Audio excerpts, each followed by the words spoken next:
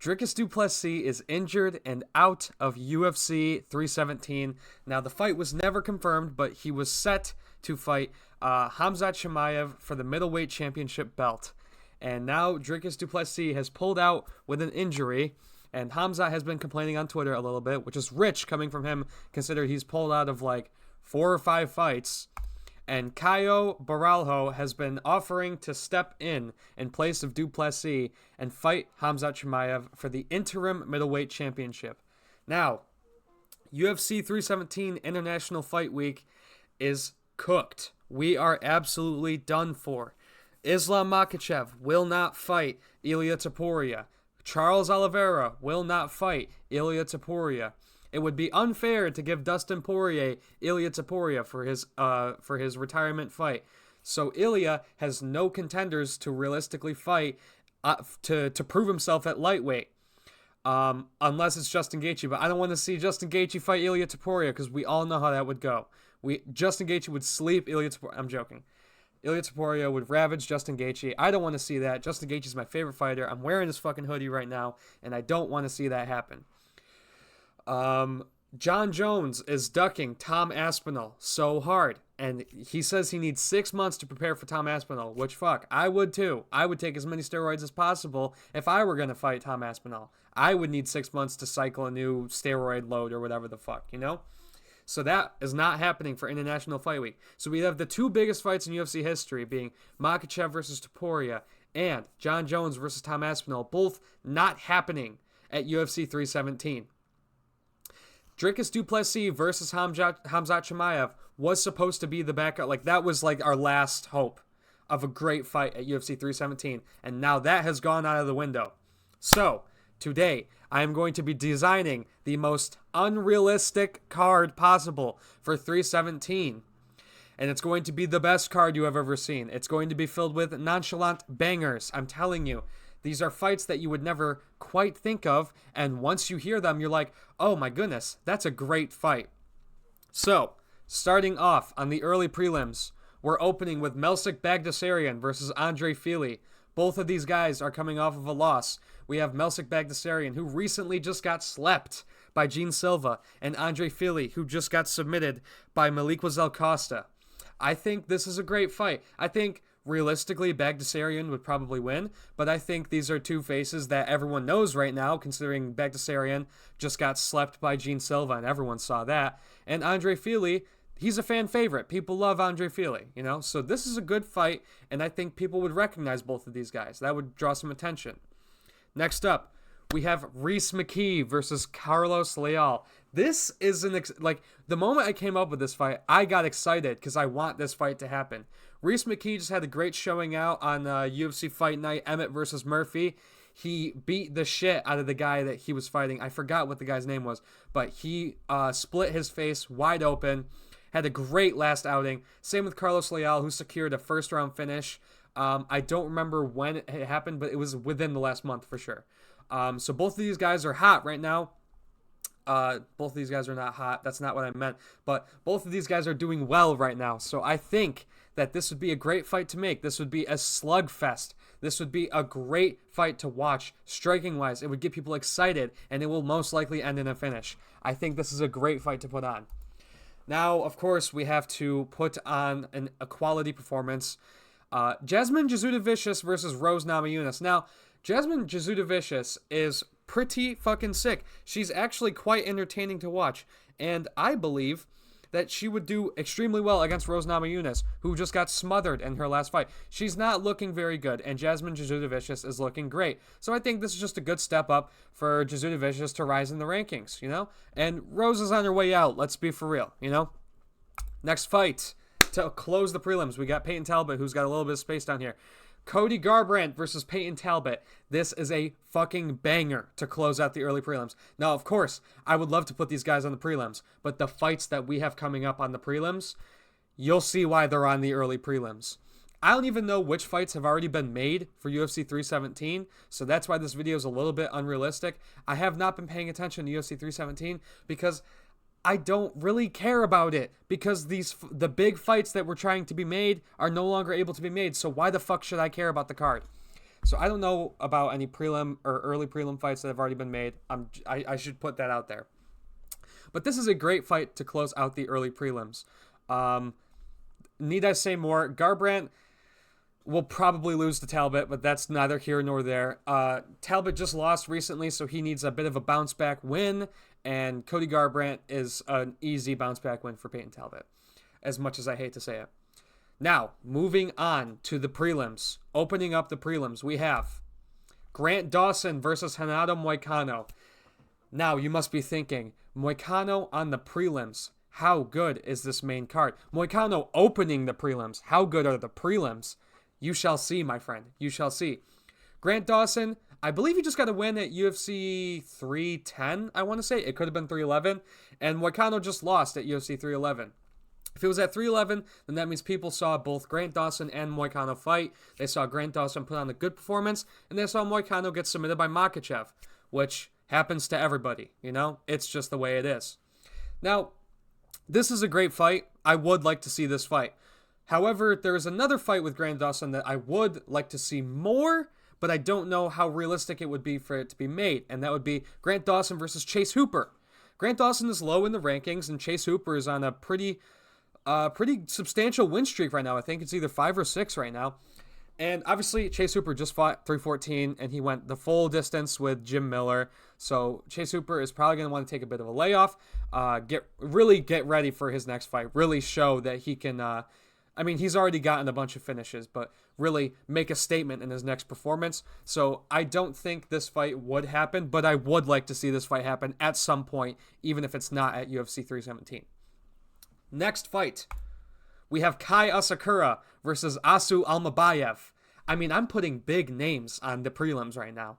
This main card is going to be crazy. Just wait.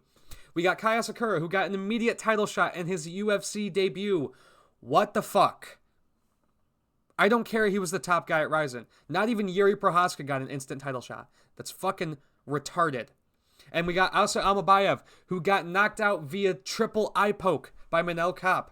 I think this is a good fight to make. I think Asakura should fight people lower in the rankings, and I think Asu Almabayev, he's going to have to fight down in the ranking just because he lost. And regardless of whether or not you agree with that loss, it's just going to be what has to happen, you know? And I think we need to see what Kai Asakura can do against low-rank competition in the UFC. We need to see just how good he is. Does he actually deserve to be here? Did he actually deserve a title shot in his fucking debut? The answer is no. There's no amount of fighting that could fucking change my mind on that. Next up, we have Oban Elliott versus Brian Battle. This is an unranked fight, but this is a fucking banger, dude. Oban Elliott, I believe he just got a knockout at UFC 309. Was it Jones versus Miocic? And Brian Battle just had a stink fest against Randy Brown. So Brian Battle, you're going to have to fight unranked. You don't get a shot at the rankings quite yet. This is a fucking banger. I believe they already verbally agreed to this on Twitter, but there's just been no updates on whether or not the fight has been actually made. This would be great halfway through the prelims on UFC 317. This has potential to be very exciting, but it also has potential to be a bit of a stinker considering that Brian Battle just had a clinch war and did fucking nothing with Randy Brown. Robbed Randy Brown, by the way, a little bit. I don't know who really won. I don't really care who really won because neither of them are fucking ranked. So, moving on. Unless Brian Battle's ranked and I'm just stupid. Either way, moving on. We have Paulo Costa versus Roman Kopylov. Now, this fight has already been confirmed for UFC 317. They said it was main card.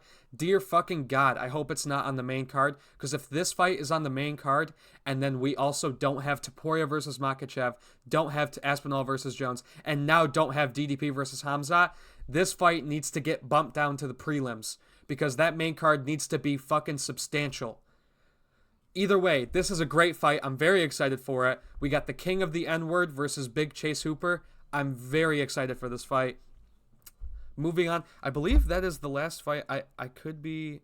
Oh, one more fight on the prelims. I don't really know exactly how realistic this fight would be, considering that one of the guys just fought at 314. However, it was quick. It was a quick knockout.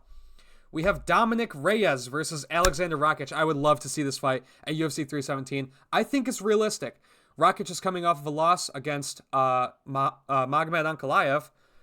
Fucking Christ. And Reyes is coming off of another knockout. He's on a 3-fight first round knockout streak, or second round knockout streak, or fuck, my God. Oh my God. He's coming off of a 3-fight knockout streak. One of them in the first round against Dustin Jacoby.